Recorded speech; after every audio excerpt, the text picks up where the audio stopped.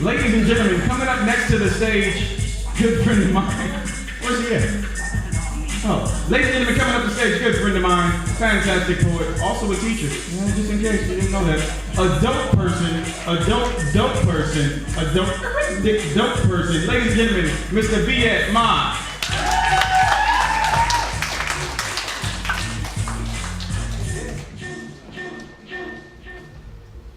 Ever since I was growing up as a boy, I feel like I've had this void. It's like I've been missing something. And I haven't really quite figured out what it is, so I've been studying my life like a scientist, and somehow I became interested in biology. You see, my mom, she wanted me to become a doctor. But my dad, on the other hand, he wanted me to become a pharmacist, just like him. You see, he's figured out that pharmacy takes less school, but it's just as cool and prestigious as any other medical profession. So his achievements set precedents, teaching fellow Vietnamese that pharmacy is the field to be in, just like him. But you see, being just like him never really sounded so appealing when my single mother always said things like, "You remind me of your dad. I had to go through this when I was with your dad. It's your father's fault. You're just like your dad." And I never did figure out how that worked, since the few times a year that I did visit, he was usually at work anyways, making his pay to support his wife, his 3 boys, and then kick down a little child support for me and my brother. See, his other 2 sons. My mom was never really one to speak highly of him, and even though he wasn't a bum, still something always kept me from wanting to become just like him.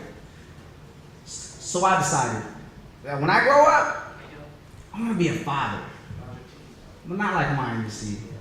I want to be the kind that stays in my child's life.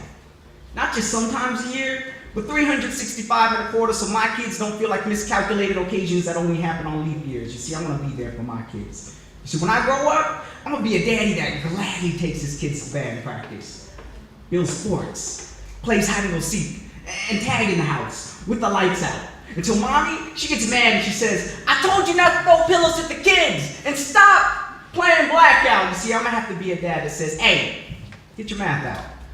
After mom, she gets angry and she blames me for getting to DC. I'll be a dad that says it's okay to make mistakes as long as you learn from them, but you don't continue to make them. You see, when I grow up, I'm gonna tell my son that mom's not always right, but she always means well. And while I take pride in being his top advisor, I advise him to seek the opinions of other men so he won't have to do that by default.